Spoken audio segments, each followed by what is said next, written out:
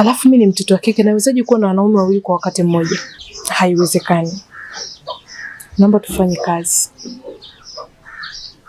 ila labda unipe muda nifikirie.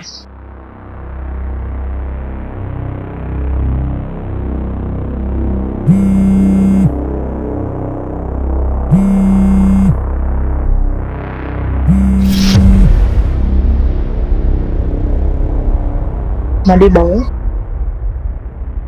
napokelea tumsikia anasemaje.